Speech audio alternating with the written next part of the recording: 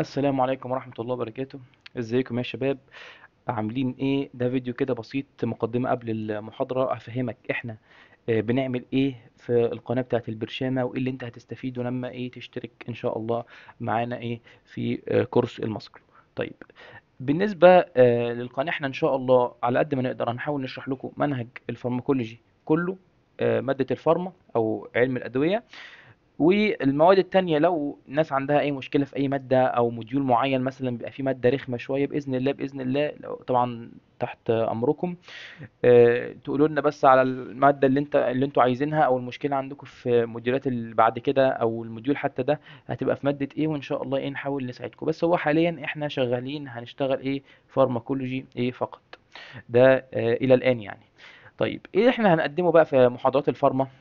اول حاجه شرح سهل، اي حد هيفهم الشرح، شرح بسيط مبسط سلس، وهتستمتع وانت بالمحاضره، لان انا في المحاضره مش هشرح لك اللي بيسموه الهارد ساينس، او الحاجه اللي عارف لما الحاجه الهارد، يعني تحس ان انا هشرح لك المحاضره اللي هو واحد زائد اتنين بيديك تلاتة، تحس ان انت بتاخد كلام مش هتستفيد فيه بعد كده في حياتك العملية. بعد كده انت ان شاء الله هتبقى دكتور، فدكتور وفارماكولوجي يبقى لازم تبقى عارف ايه الادوية، والادوية بتستخدم ازاي، وايه دراج انتر اكشنز، والكلينيكال ابلكيشن بتاع الادوية دي في الحياة بتاعتنا، او في الشغل بتاعك بعد كده هيبقى عامل ازاي. طيب، يبقى احنا هنشرح المحاضرة. طب هنشرح المحاضرة ازاي؟ الناس كلها يبقى عندها تخوفات من مادة الفارما، بالذات بعد طبعا البيزك فارماكولوجي اللي خدتوها في اولى. الموضوع بيبقى سئيل يعني في اولى بالذات، لان انت بتاخد حرفيا كده ساينس، عارف، علم كده، علم جامد، مش ما فيهوش ما بتحس ان انت ما فيش اي كلينيكال ابلكيشن بتتاخد، وان كان في برضه بعض الحاجات بتتقال يعني. فانا هشرح لك المحاضره ازاي. انا مش هاجي اقوم رازع لك اسامي ادويه، والله ده الميكانيزم اوف اكشن بتاعه واحد اتنين تلاته اربعه، وده السايد افكت بتاعه هكذا، والدراج انتر اكشن كذا. لا، الكلام ده مش هيحصل ان شاء الله.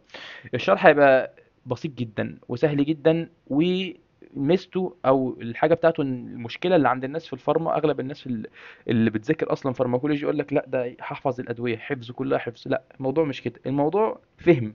انت لو فهمت الباثولوجي والفسيولوجي بتاع المرض، اللي هو الباثوفيسيولوجي يعني، والمرض ده بيجي ازاي وبيجي لمين، والميكانيزم بتاع المرض نفسه ايه، وهكذا، هتعرف كل دواء شغال على انهي ميكانيزم يوقفه في المرض ده او في الحاجه الفلانيه دي. فبالتالي انت هتبقى ربطت المرض ده. لما اجي اقول لك مثلا ده مرض زي الاوستيو ارثرايتس مثلا، هتربطه بادويه اللي بتقلل الانفلاميشن زي الانزيدز الكورتيكوستيرويد وهكذا، ده هنشرحهم في المحاضره ان شاء الله. تمام. هتبدا تربط، فلما تربط الحاجات دي في دماغك انت خلاص الادويه اتحفظت.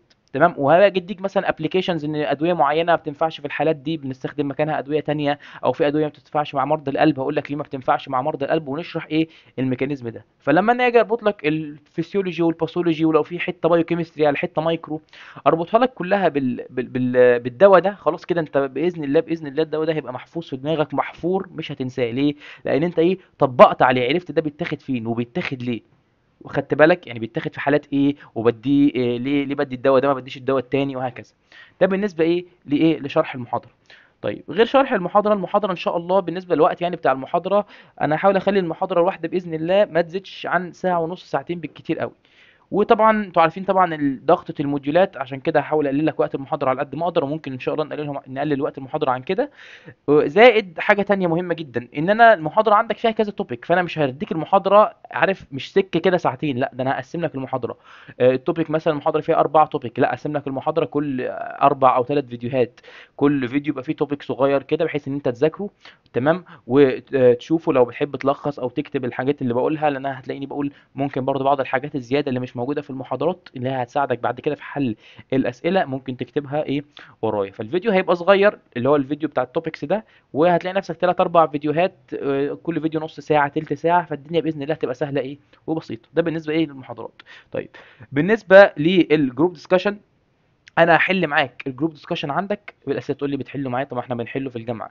هقول لك ان شاء الله الجروب ديسكشن هتلاقي ان انت الجروب ديسكشن ده بيبقى فيه اسئله ممكن زي ما تقول كده محتاجه افكار خارجيه، او افكار ممكن مش موجوده في المحاضره قوي، او متقال عنها كلمه كلمتين في المحاضره. فانا باذن الله هتلاقيني بقرا معاك السؤال، بفهمك السؤال عايز ايه، وازاي تقرا السؤال وتعرف السؤال هو عايز ايه. لان دي مشكله بعض الناس، في ناس ممكن يقرا السؤال ويبقى شاطر جدا ومذاكر جدا، بس يقرا السؤال يفهم السؤال غلط، فبالتالي يختار اجابه غلط بالنسبه للي هو فهمه. فانا هحاول اخليك تفهم السؤال ازاي، السؤال عايز منك ايه الكي بوينتس او الحاجات اللي تعمل عليها خط في الامتحان وانت بتقرا السؤال. ده بالنسبه ايه للاسئله. بالنسبه للاجابات هشوف معاك الاجابات كلها ونقرا الاجابات كلها ونشوف ايه ليه الاجابه دي تنفع وليه الاجابات التانيه ما تنفعش. وساعات ممكن اقول لك في اجابتين ينفعوا في السؤال، هتقول لي ازاي؟ هقول لك في اجابه صح وفي اجابه ايه اصح. ده بالنسبه ايه للجي ديز. انا عايز اعمل بس الفيديو بسرعه عشان ما اطولش عليك. هنعمل بقى اي حاجه جديده ممكن ما تبقاش شفتها قبل كده، كاردات انكي. ايه هي كارد الانكي ده؟ او حد هيقول لك انا ممكن هبقى اعمل فيديو توضيحي برضو لهذا الموضوع، او بس هفهمك دلوقتي كده كروكي لغايه لما ايه نوصل للموضوع بقى بتاع الانكي ده. الانكي ده والله هو ايه كارد هنا كده زي ورقه ماشي، عليها هنا مكتوب سؤال، وفي ظهر السؤال ده بتلاقي الاجابه بس بصيغه ديجيتال. ده بيبقى ايه ديجيتال على الموبايل بتاعك كده. تمام. الكارد بياخدش منك غير 10 ثواني مثلا 15 ثانيه بالكتير في الحل، لان هو بيختبر عندك معلومه بسيطه، بس المعلومه دي من كور او من اساسيات المحاضره، معلومه بيجي عليها اسئله كتير، معلومه لازم تبقى حافظها. فهتلاقي نفسك ان انت ذاكرت معايا المحاضره النهارده، لو بتراجع تاني يوم على المحاضرة ممكن لو انت اتسحلت شوية في الموديول مبقاش عندك وقت تراجع، تبقى حاسس مراجعة صعبة ولازم اسمع المحاضرة كلها او اقعد اقرا المحاضرة فبتمل ما بتراجعش تاني. الانكي ده او كاردات الانكي دي هتخليك تراجع تاني. ليه؟ لان انا زي ما بقول لك 20 هنعمل 20 او 30 كارد في المحاضرة الواحدة ان شاء الله، والكاردات بسيطة وسهلة. فانت رجعت النهارده ذاكرت المحاضرة النهارده، راجعتها بكرة، تيجي بعد كده ايه لا عندك سهل الكاردات، وهو بينظم لك يقول لك كل يوم انت عندك ايه الكاردات ازاي، وهفهمك نظام البرنامج نفسه ماشي ازاي. هتلاقي نفسك كمان ايه 4 ايام البرنامج جاب لك الكروت، هتحل الكروت دي تاني، كمان اسبوع جابها لك، كمان اسبوعين جابها لك. فهتلاقي نفسك طول الموديول او على مدار الموديول بتراجع المعلومه اول باول، فبالتالي هتثبت في دماغك. وبتعمل المعلومه حاجه اسمها لو جينا هنا فوق عندي حاجه اسمها سبيس ريبيتيشن، ده اللي قلت لك عليه، اللي انت بتكرر المعلومه كذا مره على مدى انترفال او تايم طويل شويه، على مدى اسبوع اسبوعين ثلاثه على حسب وقت الموديول بتاعك. وحاجه بيسموها الاكتيف ريكول. الاكتيف ريكول ده اللي هو انت ايه تختبر نفسك في المعلومه على اساس سؤال وجواب زي ما انا ايه عامل لك في الكارت. الحاجتين دول هم اكتر حاجات بيخلوا المعلومه تخش تطلع من الشورت ميموري تخش معاك في ايه في اللونج ميموري بتاعتك. ده بالنسبه ايه للمعلومات بتاعت او الكاردات بتاعت الانكي. طيب بالنسبه بقى اخر حاجه، ودي يعني اسم القناه اصلا، خرائط ذهنيه هتخليك ان انت ايه او مايند مابس، هتخليك خلاص انت يعني انت المحاضره دي خلاص اتحفظت واترسخت ايه بعد ما تذاكرها وتعمل تدريب عليها او تتدرب عليها في الانكي قبل يعني بعد المحاضره بعد فتره كده من الدراسه هبدا انزل لك الخرايط. مش لازم الخريطه تبقى عن المحاضره كلها، ممكن تبقى عن توبيك مهم جدا في المحاضره بيجي عليه السؤال، هديك فيه ايه الزتونه او الخلاصه بتاعه المحاضره. انت تطلع من المحاضره دي لازم تبقى عارف واحد اتنين تلاته اربعه دول زي اسمك. في حاجات ممكن في المحاضره تبقى عارفها معلومات عامه، لكن مش لازم تبقى حافظها صم. لا، في الخرائط الذهنيه دي انا هركز لك على الحاجات المهمه اللي بيجي عليها الاسئله الهاي ييلد كويستشنز زي ما بيقولوا كده. وهلخص لك بقى ايه الحفظ كل ده السايد افكت المهم بتاعه اللي بيجي عليه السؤال ده السايد افكت بتاعه كذا، ده بيعمل دراج انتراكشن كذا خلي بالك منه، ده بيجي عليه سؤال كذا في الحته دي خلي بالك ايه منه. فان شاء الله الخرائط الذهنيه دي هتفيدك جدا وهتخليك ايه لام المنهج ايه في البور ايه في البرشامه ان شاء الله. ده كده كان بالنسبه لمحاضرات او للشرح عموما بتاع المحاضرات والنظام بتاعنا هنبقى ماشيين ازاي. وعايزك بقى ايه تستمتع بالمحاضره. وطبعا لو عندك اي اراء او اي كومنتات واي تعديل، لان احنا بنحب ناخد كل شويه فيدباك من الناس بحيث نقدر نحسن الكونتنت بتاعنا، ويبقى الكونتنت بتاعنا فعلا مفيد للناس ويبقى بسيط وملخص وبيخلص الدنيا ايه بيلف لك الدنيا كلها ويدخلها لك جوه ايه البرشامه. شكرا لكم والسلام عليكم ورحمه الله وبركاته. السلام عليكم ورحمه الله وبركاته. ازيكم يا شباب عاملين ايه النهارده؟ ان شاء الله معانا اول محاضره في موديول الماسكلوسكيليتال سيستم. طيب بالمحاضره دي بتتكلم عن ايه؟ او نشوف ده نقرا العنوان بتاعها كده سوا. pharmacological management of الماسل بين. ايه الالام اللي بتيجي في ايه في العضلات الماسل بين ده؟ سواء ماسل سبازم اللي هو كونتراكشن، وهنشرح السبازم ده ايه دلوقتي، يا اما بين طبيعي حاجه زي زي ما بتاخد مسكن مثلا عندك صداع ولا عندك وجع مثلا في العضلات بتاخد ايه مسكن او انتي انفلاماتوري، وباختلاف انواعهم طبعا وهنشرحهم كلهم بالتفصيل. وفي انجكشن ثيرابي دي لو في منطقه معينه، او لوكال ثيرابي زي ما بقول لك انجكشن في حته معينه زي في المايوفيشال بين بنديها لوكال انستيك وكورتيكو وبوتيلينيوم توكسين. كل ده هيتشرح بالتفصيل وهنرجع لدي في الاخر ونتاكد ايه ان احنا فاهمين كل الثلاث نقط ايه بتوع ايه المحاضره. هو الصراحه اهم نقطه في المحاضره دي كلها ممكن وبيجي عليها اسئله كتير طبعا الانالجيسيا او الانالجيسيك. ان السنترال سكيلتال ماسل ريلاكسنت والحاجات دي بتبقى ادفانسد شويه، وفي حاجه واحده بس هنا هبقى انبهك عليها، دي لازم تبقى حافظها وتبقى عارفها. ده بالنسبه لهذه محاضره. طيب، قبل ما اكلمك عن الكلاسيفيكيشن بتاعه السكيلتال ماسل ريلاكسنت، لازم نفتكر حاجه حلوه جدا. ايه الحاجه اللي هنفتكرها؟ هي يا شباب، هنيجي هنا في الصوره الجميله دي، انا عايز افكرك بحاجه، افكرك بالباس واي بتاع الامر لما بينزل من البرين او اللي هو المخ، تمام، من السي ان اس يعني، سواء البرين بعت للسباينال كورد، بيبعت عن طريق ايه؟ هو طبعا لو واحد، تخيل انت معايا رئيس عصابه عايز يروح مثلا يموت حد، فمش هيروح هو بنفسه، هيبعت ايه؟ حد من صبيانه دول هم مين؟ السنسوري نيرفز. السنسوري نيرف ده يشيل الكهرباء دي ويقوم رايح على ايه؟ الصبي او الراجل اللي عايز ايه؟ عايزين نموته ده او عايزين نأثر عليه او نهدده، يقوم رايح للايه؟ المصل. يبقى انا لو جيت قلت لك انا عايز اوقف الكهرباء اللي ماشيه دي، هوقفها ازاي؟ يا اما اوقفها من المنبع الاصل بتاعها من البرين اهو، واخليها بالاحمر من البرين، يا اما اوقفها في السنسوري نيرف، اخلي السنسوري نيرف ما يقدرش يوصل الاشاره للمصل، يا اما من المصل نفسها اخليها ما تستقبلش الاشاره، مش هتستقبل ايه؟ الاشاره. طيب، طبعا هنا في اسماء، مثلا لو جينا مثلا ماشي، لو جيت أنا قلت لك ان انا باكلوف مش عارف ده دواء، لو قعدت اقول لك الاسامي مش هتفهم اي حاجه من اللي انا بقوله، فدول هنرجع لهم تاني بعد ما نبقى خدنا اسامي الادويه وعرفنا الادويه. هنا بس بشرح لك الفكره العامه للمحاضره، بحيث لما اجي اتكلم بقى في الشرح والحاجات اللي عندك تبقى انت فاهم. طيب، انا لغايه دلوقتي خلاص الحمد لله الكهرباء وصلت لغايه المصل بسلام. ايه اللي بيحصل في هذه المنطقه بقى؟ بيحصل حاجه جميله جدا. احنا قلنا ايه اللي هيحصل؟ الكهرباء هتخش، هتفتح بوابات للكالسيوم. تعالى اجيب لك الصوره بتاعتها عشان هي مش متوضحه قوي. ليها صوره، فين الصوره؟ فين الصوره؟ ماشي، مش موجوده هنا. طيب المهم، زي ما احنا شايفين كده، دي الاستايل كولين فيسيكلز اللي احنا شايفينها هنا في هذه المنطقه، هي الاستايل كولين فيسيكلز اهي. طيب، الكالسيوم يقوم جاي داخل، وفي ممبرين حوالين الفيسلز دي، يخلي الممبرين ده يحصل له بوم، يرابشر او يفرقع. فلما يرابشر الاستايل كولين يروح يمسك في ريسبتورز، انتوا عارفين الحاجات دي بس ده زياده التاكيد. هيمسك من هنا، خلي بالك انا هقول الكالسيوم تاني، هيمسك يفتح، يحصل اكشن بوتنشال. الاكشن بوتنشال اللي يحصل ده يخلي الكالسيوم يدخل او يحصل له سكريشن او يطلع من الساركوبلازميك كريتيكولم. تمام. هيحصل بقى ايا كان الكلام اللي هيحصل بيطلع. اهم حاجه عشان تبقوا عارفينها برضو، لازم نبقى عارفينها ان هو بيطلع من الساركوبلازميك كريتيكولم من حته اسمها الريانودين ريسبتور، الار واي ار. وافتكر ده كويس، ده اهم حاجه من اهم الحاجات اللي في المحاضره، او اهم حاجه في الجزء ده. الريانودين ريسبتور ده هو اللي بيطلع لي او بيخلي الكالسيوم يطلع يروح يعمل ماسل كونتراكشن. طيب كده، بما اننا احنا فهمنا هذا الجزء، يبقى كويس. يبقى احنا قلنا في الجزء ده، قلنا الباسوي ماشي عامل ازاي. عندي سنتر او مركز كبير اللي هو السنترال نيرفس سيستم، يبعت عن طريق البريفرال نيرفس سيستم او الصبي بتاعه السنسوري نيرف، يروح للراجل اللي احنا عايزين نأثر عليه ده، يموته لنا او يعمل فيه بقى اللي هيعمله. طيب، في اللي هو المصل يعني. ماشي. وقلنا بعد ما بيخش جوه المصل بيحصل فيها جوه؟ الاستالكولين يفرقع، لما يفرقع يحفز الكالسيوم اللي في الساركوبلازميك ريتيكولم اللي هو الاس ار، وافتكروا عشان ده مهم. ماشي، ان هو يحصل له ان هو يطلع الكالسيوم هيقوم طالع عن طريق حاجه ريسبتور اسمه الريانيدين ريسبتور اللي هو الار واي ار. ماشي، الريسبتور ده مهم. ايه اللي هيحصل؟ يفتح بوابات الكالسيوم جوه السيركوبلازميك، تقوم رايحه عامله ماسل كونتراكشن زي ما انتم عارفين بقى الميكانيزم. المهم الميكانيزم اللي انا قلته ده عشان في حاجات في الادويه بتاثر عليه. طيب ماشي. طيب، ده بالنسبه لهذا الجزء. نيجي نروح المحاضره نشوف الدنيا هتبقى عامله ازاي.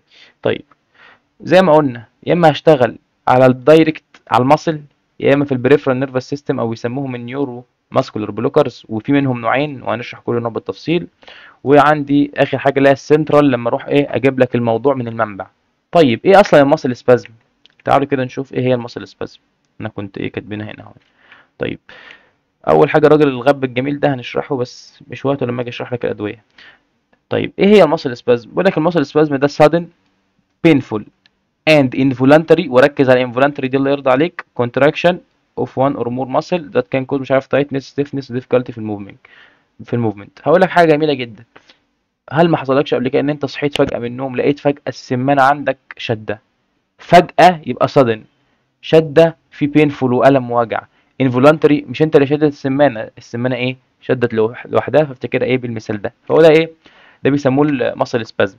طيب ماشي، فبيقول لك اللي اسباب السبازم دي زي ما حصل لك كده، يا اما سي ان اس ديسفانكشن، اضطراب بسيط وبيروح بعد فتره صغيره، يا اما حصل لك انجري في الايه في السي ان اس، عملت لك ايه المشكله دي، زي الناس اللي بيجي لها كونفالجنز بقى وايه والحاجات دي، يعني لو الكونفالجنز دي اللي هي حالات الصرع وكده. طيب ده طبعا كله الحمد لله شرحنا هذا الجزء. الجزء ده عايزك بالظبط ملوش اي 60 لازمه، يعني لو عايز تعرف فيه حاجه واحده هذه الصفحه كلها اقول لك احفظ فيها ايه، هتعرف فيها ان انت الاستايكولين بيمسك في الاتنين الفا نيكوتينيك ريسبتور، غير كده ما تعرفش حاجه تانية. تمام ماشي، وانت طبعا اكيد عارف ان هو بيتكسر باستايكولين ستريز، فهي دي حاجه ايه فيسيولوجي شويه. طيب نيجي نخش بقى ايه على النيورو ماسكولار بلوكرز، او ايه هي النيورو ماسكولار بلوكرز. افتكر معايا كنا لسه جايبين قايلين سيرتها من اقل من ثانيه، هنا اهي في هذه الصفحه، اللي هو البريفرال ايه يبقى، توقع هيشتغلوا على ايه.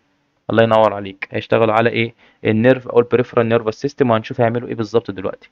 طيب في منهم نوعين، نوع كومبيتيتيف وبيحب ده تنافسي بيحب يتنافس، ونوع ديبولارايزنج وده بسميه عامل زي ايه الحرامي او اللص. ليه عامل زي اللص؟ هنعرف ليه، ان هو خبيث، يعني هو مش الكومبيتيتيف ده واضح راجل دغري في السكه، وهنعرف ازاي ده واضح وازاي ده خبيث دلوقتي. طيب قال لك الايه الكومبيتيتيف نيورو ماسكولار بلوكر دول، نيجي للراجل الغاب الجميل بتاعنا اللي انت كنت بتسأل عليه اهو، كيو رير. زمان في القرن ال16، تمام، زمان جدا كان في رجال كهف زي هذا الكلام، طبعا سيبك من الكلام بتاع ايه التطور، بتنجان ده راجل كهف، هو ما كانش قرد ولا حاجه. المهم يعني الناس دول كان ما هل عندهم لحمه وفراخ زينا مثلا كده بيروح عند الجزار؟ لا، ده هو كان هو الجزار، وهو اللي ايه اللي بيقطع اللحمه، هو اللي بيطبخها، هو اللي بيسويها، هو اللي بيعمل كل حاجه. فهو كان عايز يصطاد، فلما كان لقى ان هو بيرمي الرمح بس كده بتاعه لوحده اللي هو عامله من الطوب ده، ولو خبط حتى في الفريسه او في الغزاله اللي بيرميها، ايه اللي بيحصل؟ ما بتموتش، ممكن تكمل جري عادي، وايه ما بيلحقش يجيبها او بتهرب منه. فايه بالصدفه كده لقى يعني، او في زي حاجه كده ماده من الغابات اللي هناك دي اسمها الكيورير، اكتشفوا بالصدفه حطها على الرمح وقال لك عم ايه اضرب بيها ايه الغزاله دي. جه يرميها على الغزاله، لقى الغزاله على عضلاتها كلها ايه السكيليتال ماسل بتاعها رخرخ، والغزاله ما قدرتش تكمل، مع انه ضربها ضربه خفيفه، بس ايه الكيورير او الحاجه الماده اللي هو طبعا اللي هو لقاها ما كانش يعرف اسمها ايه، اللي ضرب بيها الغزاله دي، خلى حس ان الغزاله ما قدرتش تجري وفجاه قامت واقعه، فهو استغرب. فبعد كده طبعا احنا عرفنا ان الماده دي هي الكورير، ودي بتعمل سكيليتال ماسل ريلاكسنت، فتخيل الغزاله بتجري مستخدمه ايه السكيليتال ماسل بتاعتها، فتخيل لما انا اعمل لها ريلاكسيشن مش هتعرف تجري، فبالتالي ايه هتقع قدامه ايه زي ما كان، وايه بدا يصطاد بقى إيه؟ بداوا يصطادوا بالطريقه دي. طيب تمام، ده بالنسبه لي هذا ايه الجزء ده اللي هو تيوبو كيورارين، او اللي هو الكيورير، وده البروتوتايب وما بقوش يستخدموه لنتيجه السايد افكت بتاعته الكبيره كتيره جدا، يعني الحاجات دي مشتقات منه بس من غير السايد افكت الايه اللي بتبقى فيه. والديبولارايزنج الساكسينال كولين، ولينا معاه قصه ايه هنقولها ايه دلوقتي بعد ما نخلص الكومبيتيتيف. طيب بيقول لك هنا الكومبيتيتيف نيورو ماسكولار بلوكرز، نيورو ماسكولار بلوكينج افكت باي كومبيتيشن، الله ينور عليك، كومبيتيتيف كومبيتيشن حماده هلال. ماشي، فور نيكوتينيك ريسبتور ان ووتر اند بليت، مش عارف بوم بوم اي كلام، كله اي كلام. الفكره ببساطه، انا عندي هنا في صوره عايز اجيبها لك هنا اهي، هي هذه الصوره الجميله. بص يا صديقي، عايزك تركز معايا اشد التركيز. عندي الاستايل كولين ده الاحمر ماشي، وانا هخلي لك الازرق ده اللي هو النون ديبولارايزنج، او نخليه بالاصفر عشان ما تتضايقش يبقى زي الصوره. طيب دلوقتي انا عندي ده بديل الاستايل كولين، ده شبه الاستايل كولين اللي هو الاصفر ده، حاجه شبهه. ودي هنا الريسبتور، لو تفتكر الاثنين الفا نيكوتينيك ريسبتور، الالفا سبيس الموجوده في النيكوتينيك ريسبتور. طيب هيروح هنا الاستايل كولين المفروض هيمسك في ايه في المكان بتاعه الالفا، صح؟ لا، يجي يجي الاصفر ده يقول له ايه، اتخل كده يا بابا، انا هركب ايه، انا اللي همسك مكانك. طيب الاستايكولين كان بيمسك يعمل ايه، بيفتح الريسبتور او بيخلي الريسبتور ده يفتح يدخل زي ما قلنا الان ايه، ويطلع اللون ده سيء قوي، ممكن نخليه احمر دلوقتي ماشي، ويطلع الكي، يبقى الكي هيطلع بره البوتاسيوم، والايه والان ايه هيخش جوه، فبالتالي يحصل اكشن بوتنشال وهكذا، ويحصل بقى الفايرنج واسمه ايه ده، والمصل تعمل كونتراكشن. يجي ده الاصفر الرخم ده يقوم رايح ماسك مكان الاستايل كولين ويقول له انت مش هتركب، خلاص يبقى مش هيركب اهو، ما ركبش. مين اللي ركب مكانه؟ ال- اللي هو الحاجه اللي احنا حاطيناها، او نون ديبولارايزنج بلوكر او الكومبيتيتيف بلوكر. الكومبيتيتيف احسن، وعشان ما تتلخبطش بين نون ديبولارايزنج والديبولارايزنج انا بحب اقول كومبيتيتيف. تمام.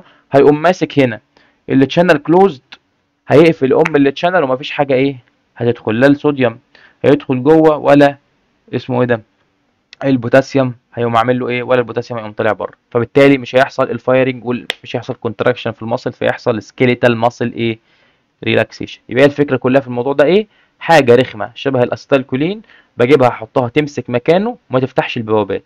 ما فتحتش البوابات يبقى انا لا البوابات اتفتحت ولا الاسيتالكولين هيعرف يمسك، غير لو حصل ديجراديشن او النون ديبولارايزنج بلوكر او الكومبيتيتيف بلوكر ايه اتكسر وايه واتشال.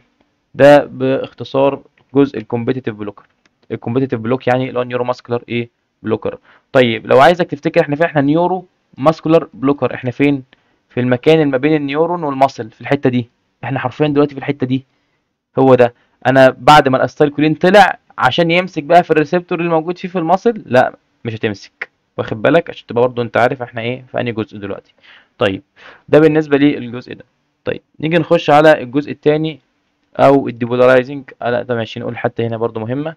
لازم تبقى عارف حاجه بسيطه. انا دلوقتي اديتك دواء بكميه معينه، بالطبيعي الدواء في الاول هيبقى ايه شغال، الايفكت بتاعه قليل لغايه لما الكونسنتريشن بتاعته تزيد ويبدا يشتغل بكفاءته ايه اللي هي الافكاسي بتاعته 100%.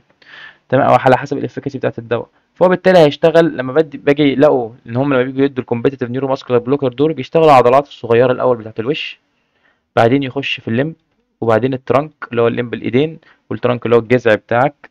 تمام. والانتركوستال ماسل بتاعت الريسبيريشن، واخر حاجه الديافرام. ده بيبدا يعمل ريلاكسيشن في كل بالترتيب ده. طيب وانا راجع يعني ايه؟ وانا راجع يعني انا خلاص دلوقتي الديافرام ده كان محتاج كميه كبيره من الدواء او الحاجه اللي انا اديتها لك دي الريلاكسنت عشان يحصل له بلوك او يتعمل له يعني ما يقدرش يعمل كونتراكشن بالطريقه اللي احنا قلناها. فبالتالي لما الكميه بتبدا تقل اول حاجه بترجع مين معايا؟ الديافرام اول حاجه بترجع، بعدين الانتركوستال، بعدين الليمب، بعدين الترانك، بعدين الليمب، بعدين الفيس. يبقى هو الريلاكسيشن بيبقى ايه من الصغير للكبير. طيب الريكفري اعكسه من الكبير للصغير، ديافرام، انتركوستال، ترانك، ليمب، فيس. ده بالنسبه ايه للحته دي. طيب ايه هي الديبولاريزنج نيورو ماسكولار بلوكر؟ مش عارف بيقول لك بروديوس ديبولاريزيشن مش عارف فولود باي مفيش ديبولاريزيشن وبتاع، نبدا نشرح فيها اتنين فيز. اتنين فيز بكل بساطه. هو عندي فيز اسمها الديبولاريزيشن وهعرفك ايه الفيز دي. ماشي. بيحصل فيها تويتشز او كونتراكشن. هتقول لي ستوب ثانيه واحده، انت هتهزر ازاي؟ هتقول لي سكيليتال ماسل ريلاكسنت ويحصل تويتشز؟ هقول لك استنى في جزء تاني، الجزء التاني جاي اهو. فولود باي باراليس. يبقى هي الفكره ان هو ايه؟ لص نصاب، عامل زي الثعلب. ماشي، مكار كده، ان يبقى انت تبقى فاكر ان هو حبيبك وبتاع وهيخش يشتغل على المصل ويعمل كونتراكشن، واول ايه الانيشال ستيج بتاعته يعمل لك كام تويتش على كام كونتراكشن كده، وبعدين يلا يلا من هنا ايه باراليسيس على طول. وبعدين فولويد باي فيز 2 دي sensitization which مش عارف ايه similar to non depolarizing ايه بلوك. طيب لما اجي اشرح لك الحته دي، عايزك تعرف كلمة السر هي مكتوبة هنا ايه. كلمة السر excess depolarization. يعني ايه excess depolarization؟ يعني انا عندي الاستايل كولين، لو جينا هنا للصورة دي، الاستايل كولين ده بيبقى شغال على الريسبتور بقدر معين، بيحصل depolarization بقدر معين. لما بيحصل الديبولاريزيشن ده يبدأ يدخل الصوديوم جوه. تمام، ده كده كويس، دي النسبة بتاعت ده الطبيعي. لو زودت في الديبولاريزيشن او ان انا اخلي الصوديوم يخش بكميات اكتر من كده، بيحصل حاجه اسمها ايه؟ اكسس دي بولاريزيشن. لما بتحصل اكسس دي بولاريزيشن دي خلاص الريسبتور اللي بيبقى ماسك ده بيقول لك انت بتهزر، انت ايه، انت بتهزر، انت كده ايه مش شغال، انت مش شغال عليا، انا مش هعرف اطلع لك ايه، ادخل لك الكم ده كله من الصوديوم في المده المحدده دي واطلع لك قدامها ايه بوتاسيوم، وافضل اعمل فايرنج فايرنج فايرنج. فبيحصل حاجه اسمها ايه؟ دي sensitizing phase. يعني ايه؟ يعني خلاص سواء الريسبتور انت ماسك فيه ولا مش ماسك فيه، الريسبتور ايه مش هيفتح ايه البوابات ومش هيدخل لك ايه الصوديوم. فايه اللي بيحصل؟ ان انا عندي الدواء ده في الاول برضو بيروح يمسك برضو مكان الاستايلكولين اللي هو بالازرق ده. تعال نغير اللون. ماشي. بيمسك مكان الاستايلكولين، يعمل الاول ديبولاريزيشن، يفتح البوابه ويخلي البوابه الحمد لله ايه بتدخل صوديوم. شويه كده وتلاقيه فجاه ايه، الريسبتور ده او اللي هو ماسك فيه يحصل دي سنسيتايزيشن، خلاص ما يبقاش ما بيستجيبش للموليكيول اللي ماسك فيه. فبالتالي ايه، الشانل هتبقى فاتحه مفتوحه بس بلوجد، لا هي بتعدي لا بتدخل ولا بتطلع حاجه خلاص. بالعكس ده هتبقى ايه، الحاجه اللي هتيجي تدخل هتقوم مطلعها ايه بره. تمام. الشانل اللي هي مفتوحه دي حصل لها بلوكج ليه؟ لان ايه، الريسبتور او الصوديوم ما بقاش ايه بيدخل جوه. خلاص انت هتدخل صوديوم اكتر من كده قد ايه؟ مفيش. فبالتالي الصوديوم بيطلع ايه، بره. فانت الفكره كلها عايزك تعرفها، طبعا ده مش ده بس بشرحه لك، بس الفكره كلها ايه، ان انت في الاول الصوديوم هيبدا يدخل. طيب اول ما يحصل ديسنسيتايزيشن او الريسبتور ايه، خلاص يبقى اتعود على الموليكيول اللي ماسك ده، يقول لك ايه، خلاص بح كده اقفل لي بقى ايه المكان ده وما تدخليش صوديوم ايه تاني. فهو ايه، نصاب ايه او مكار، بيضحك ايه عليك. طب يبقى هو ايه، قلنا هيعمل ايه، هيمسك الاول يدخل لك شويه، بعدين بعد ما يحصل ديبولاريزيشن وشويه تويتشز كده ويفتكر ان انت صاحبه وصديقه، يقوم عامل فيك ايه، بوم داخل ديسنسيتايزيشن بلوك، او يقوم عامل لك ايه، قافل لك البوابه، مفيش حد هيعدي من هنا حبيبي. فده شبه النون ديبولارايزنج. يبقى هو شغال بوشين، اول وش شغال شبه الاستايلكولين، وتاني وش شغال شبه الكومبيتيتيف، قام ماسك وقفل ايه البوابات بس. طيب ايه هي الاستخدامات بتاعه ال السكيلتال ماسل ريلاكسنت اللي احنا شرحناها دي، اللي هي ايه، نيورو ماسكولار بلوكرز؟ انا دلوقتي تخيل معايا انا راجل عايز ادخل له هواء زي ما انت شايف في الصوره اللي فوق اللي على اليمين دي، عايز اعمل له اندوتراكيال انتيوبيشن عشان اتاكد ان هو ايه، الريسبيراتوري ايروي بتاعه مفتوح وبيدي واعمل له ريسبيريشن. فايه اللي بيحصل دلوقتي، ان انت عايز تخلي الماسلز دي ريلاكسد، مرخيه. ليه؟ لان انت هتدخل حاجه، فانت لو كونتراكتد، لو هي كونتراكتد وقفلت مش هتعرف تدخل ايه، التيوب اللي انت ايه عايز تدخله جوه ده عشان تخلي العيان ده يقدر يتنفس منه. طيب فانت بالتالي هتعمل ايه، هتدي السكيليتال ماسل ريلاكسنت عشان يريح الماسلز دي. طيب الاورثوبيديك مانيبيوليشن، تخيل معايا انت عندك كسر في عظمه او في حته معينه، والمصل اللي فوق العظمه دي عامله كونتراكشن، فانت عايز تفتح وتدخل عشان تصلح ايه، الجوينت ديسلوكيشن اللي حصل ده، او التغير في مكان المفصل ده، فعايز تصلحه. فانت عايز المصل اللي فوقيه تبقى ايه، الله ينور عليك، لازم تبقى ايه، ريلاكسد، ما ينفعش تبقى كونتراكت، لانها كونتراكتد هتضايقك وانت شغال، فبيدوها في هذه الحالات. طيب ديورنج الالكترو كونفالسيف ثيرابي، الناس اللي بيبقى عندها لا قدر الله كونفالجنز ويبقى عندها صرع، بيدوم حاجه اسمها الكترو كونفالسيف ثيرابي، لان انت الصرع ده بيبقى فيه مشكله في الكهرباء بتاعه المخ وكده، فهم بيعالجوه بالايه، بالالكترو كونفالسيف ثيرابي. فانت لما بيحصل الالكترو كونفالسيف ثيرابي دي كهرباء، وزي ما قلنا الكهرباء هي اصلا اللي بتدي اشارات للمسلز. فبالتالي لو انت بتديله كهرباء، فتخيل بقى المسل يحصل ايه، يحصل بقى سبازم وريجيديتي، ويحصل ايه، اكسسيف كونتراكشن. فالاكسسيف كونتراكشن دي ممكن تدخلني في حاجات إيه انا مش عايزها، عمال يتحرك، فبالتالي يقوم ايه، مخبوط، يحصل فيرتيبرال فراكشر او كده. فانا عشان اخلي المصل ما يحصلش فيها كونتراكشن وانا بعمل الثيرابي دي، بديله السكيليتال ماسل ريلاكسنت يعمل لها ريلاكسيشن، فبالتالي ما يحصلش اي كونتراكشن، اي سبازم، اي ريجيديتي في المصل، او ان يحصل كونتراكشن فجاه فاللي يتخبط او حاجه، وايه، واللي بياخد يعني الثيرابي ويتكسر. وطبعا ديورنج سيزيريان سيكشن، انا عايز العضلات ايه بتاعه الحته اللي هفتح فيها في البطن، او المكان اللي هنزل منه البيبي، لازم تبقى مرخيه، عكس لو ست بتولد طبيعي. فانت خلي بالك ممكن يلعب عليك، لازم سيزيريان سيكشن اللي هو القيصري. ليه؟ لان انت القيصري انت بتفتح انت، فانت عايز المصل ريلاكسد عشان ما يبقاش فيه يعني ما تضايقكش وانت ايه بتفتح، عشان ايه تطلع ايه الطفل. ده بالنسبه ايه اليوز. طيب نيجي هنا للدايركت سكيليتال ماسل ريلاكسنت، ومن اسمه دايركت دانترولين 3 دي، وهقول لك ايه النمونيك ده.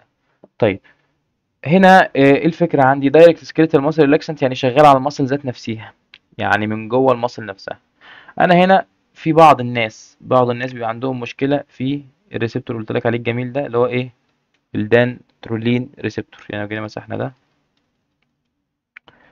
الدانترولين ريسبتور ده، لا الدانترولين ايه، الريانيدين معلش ريسبتور اللي قلت لك عليه من شويه ده، متخصص ان هو يا يطلع كالسيوم يا ما يطلعش كالسيوم من السيركوبلازميك ريتيكولم. انت لما بتيجي تدي بعض العيانين اللي بياخدوا الساكسينايل كولين، اللي هو بالمناسبه لو جينا نعرف ايه هو الساكسينايل كولين ده ونفتكره، هتلاقيه مكتوب هنا اهو، اهو ساكسينيل كولين ديبولارايزنج ايجنت، اللي هو كان شغال بناحيتين، كان لص، اللي هو كان شويه يعمل ستيميوليشن وبعدين يقوم عامل ايه، بلوك في الريسبتور يقفله ما يخليش الايه الصوديوم يدخل. طيب لما بنديهم الساكسينيل كليل ده لقوا ان هو عندهم حاجه بيسموها ايديوسينكراسي. الايديوسينكراسي دي إن هو مشكله بعض الانديفيدوالز اللي عندهم مشكله جينيه في بعض الريسبتورز او الحاجات الجينات اللي موجوده في الجسم بيحصل معاهم ادفيرس رياكشن مش طبيعي، عمره ما يحصل في اي حد غير عنده ان هو يبقى عنده الجيناتيك ديفكت ده.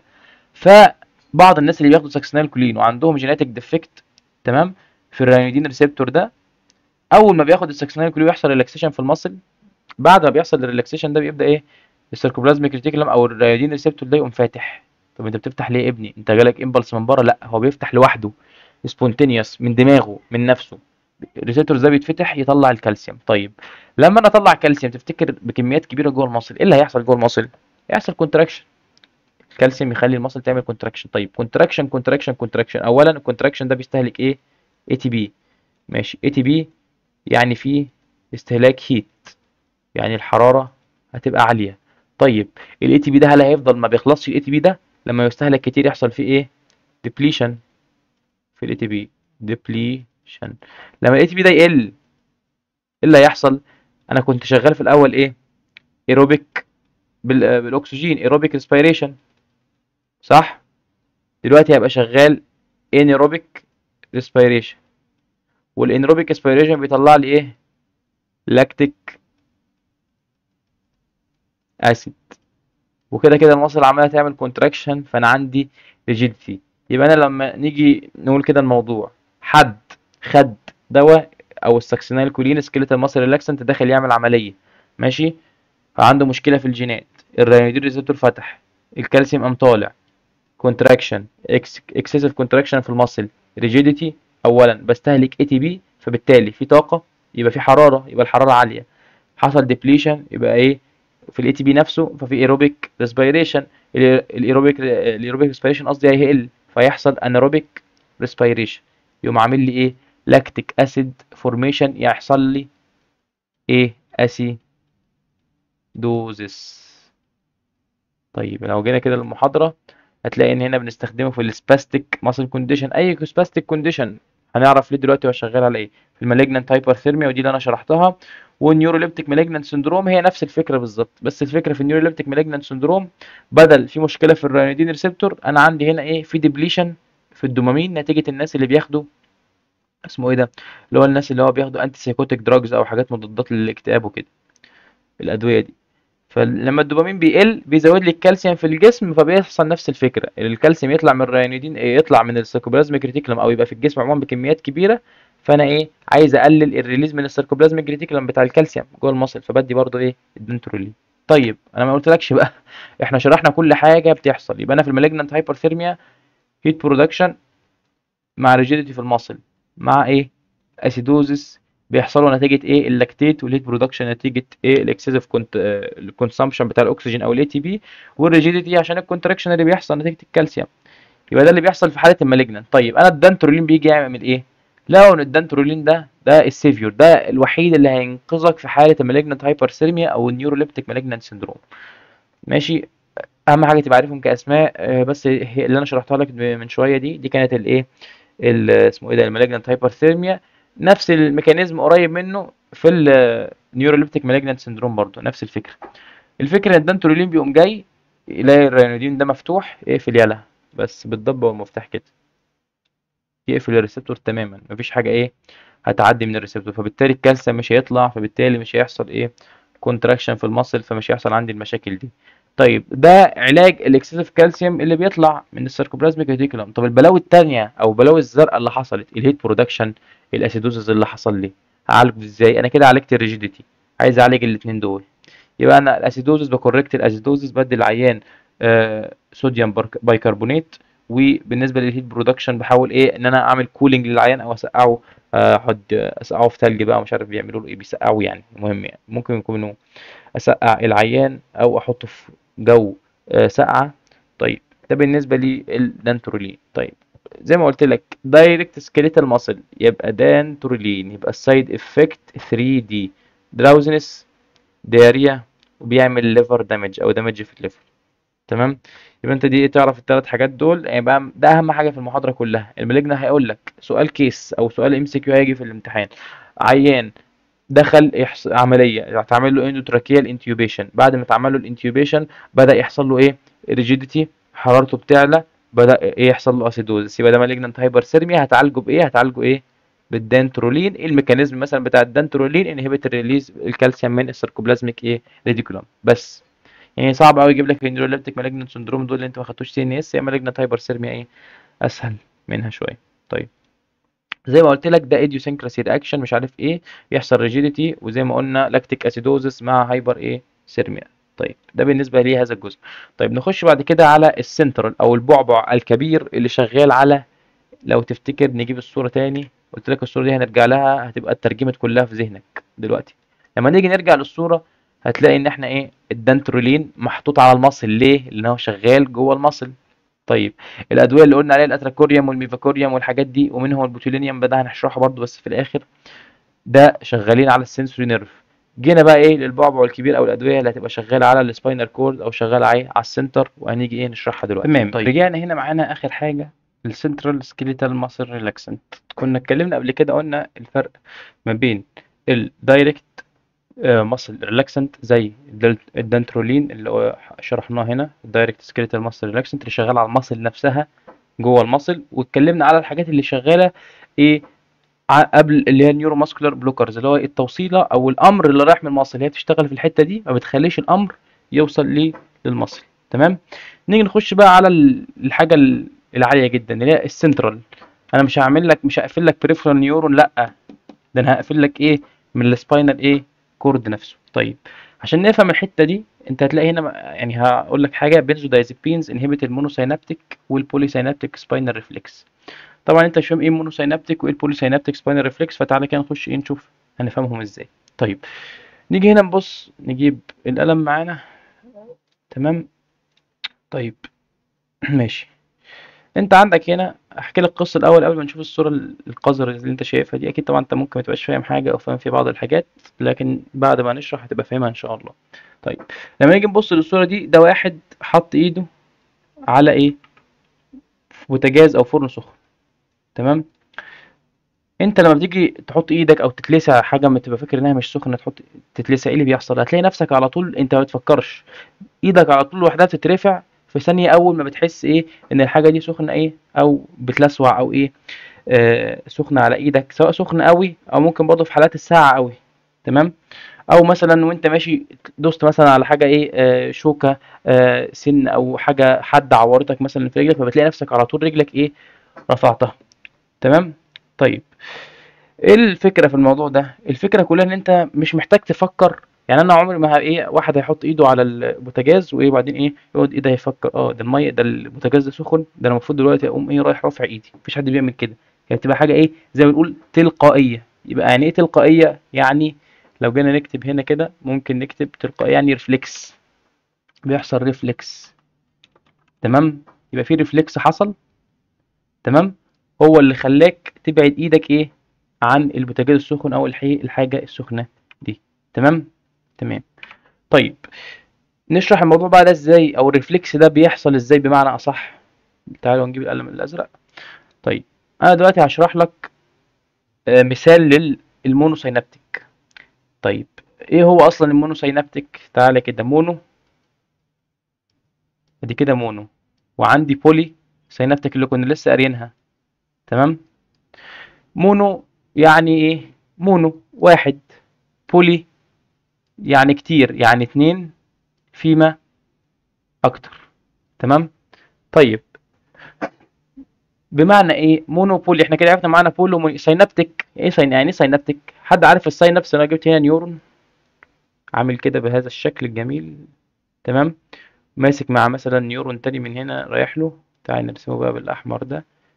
ماشي، عاملين ساينابس كده. دي اسمها ايه؟ ساينابس واحده بين نيورون ونيورون. طيب لما يبقى في كذا ساينابس، يعني نيورون ماسك مع نيورون ماسك مع نيورون تاني، ساعتها يبقى نقول ايه؟ بولي. يبقى بولي ساينابس، يبقى كذا ساينابس، ده ساينابس من هنا وهيقوم ماسك في ساينابس تاني مع مثلا مع نيورون تاني من تحت كده بلون برضو تاني اهو، مثلا اهو اي حاجه. يبقى ده كده ايه؟ في كذا ساينابس، مش ساينابس واحده، هنا ساينابس وهنا تانية، يبقى ده اتنين فيما فوق، يبقى نقول عليه ايه؟ بولي. يبقى نقول عليه ايه؟ بولي ساينابتيك. طب المونو لا، هما ايه؟ اتنين بس ماسكين مع بعض. واخدين بالكم؟ طيب ايه الفكره من هنا؟ انت دلوقتي خلينا مع الباتيلر اللي هو الريفلكس. انت في هنا ريفلكس بيحصل عموما في الجسم، اكيد خدتوه قبل كده، غالبا خدتوه، ممكن تبقوا خدتوا حاجه شبهه في الفسيولوجي. لما بتيجي بخبط على الباتيلر تندون، التندون ده فيه والله ايه؟ ريسبتور. تمام. الريسبتور ده حس بالضغطه او بالاسترتش اللي حصل في التندون ده لما انت خبطت عليه بالايه؟ بالمطرقه الصغيره دي. قام رايح الريسبتور ده باعت على طول عن طريق ايه؟ سنسوري ريسبتور تاني. يبقى انا عندي هنا في ريسبتور في التندون راح بعت للمصل، ماشي، المصل دي على طول راح بعت للريسبتور اللي في المصل، الريسبتور ده راح عن طريق اكزون، ماشي، راح يوصل يقول له ايه؟ راح للكبير. مين الكبير؟ السباينال كورد. راح له يقول له ايه؟ في مشكله هنا يا كبير، في ستريتش في مش عارف في الريسبتور اللي في الحته الفلانيه اللي هو ايه؟ في الباتيلا. ايه اللي هيحصل؟ بكل بساطه هيجي عندي ال اسمه ايه ده؟ هو وصل عند السباينال كورد. اول ما وصل في السباينال كورد ايه اللي بيحصل؟ هيروح هناك السباينال كورد، هي يترجم الاحساس ده، هيفهم الاحساس، ده في ستريتش في مش عارف الريسبتور اللي عند الباتيلا. هيقوم رايح على طول هو تلقائي على طول ضارب مع نيورون تاني، حاجه اسمها افكتور نيورون او الموتور. ليه موتور؟ عشان هيعمل حركه دلوقتي. الموتور نيورون ده هيقوم رايح على طول من السباينال كورد، طالع طالع طالع، راح للماسل اللي جاله منها السنسوري افرنت اكزون، او اللي جاله منها الخبر او الحاجه دي. هيقول لها اعملي كونتراكشن، هتقوم عامله كونتراكشن، يقوم ايه؟ يبعد رجله من إيه؟ الحته بتاعت الشاكوش دي، او يحصل الريفلكس اللي احنا عارفينه ده. تمام. لو انت كده فكرت معايا، ده تفتكر ده مونو ساينابتيك ولا بولي ساينابتيك؟ انا قلت ايه؟ سنسوري ريسبتور او سنسوري اكزون، معلش، راح عمل على طول ساينابس مع موتور او اللي هو الافرنت اكزون عشان يروح ينبه ايه؟ المصل. يبقى ده كده ايه؟ في ساينابس واحده ما بين ايه؟ ما بين الافرنت اكزون وما بين ايه الموتور اكزون. تمام. او الموتور اكزون او الافرنت اكزون. طيب ماشي، لو جينا مسحنا الكلام ده كده، لا ده بيشخبط. طيب وجيت قلت لك بقى ايه المثال التاني؟ مين التاني؟ بتاع الواد اللي شال ايده من على البوتاجاز. طيب ايه اللي حصل؟ الواد كان حاطط ايده على البوتاجاز، الريسبتور حس، قام رايح بعت على طول سنسوري اكزون. السنسوري اكزون بدل ما يروح على طول للايه؟ للموتور او الافرنت، لا، عمل حاجه غريبه، راح على حاجه اسمها ايه؟ ميدل مان، او بيسموه ايه؟ الانتر نيورون. ده زي كده ايه؟ عقل مدبر في النص شويه. هنعرف ليه في انتر نيورون دلوقتي.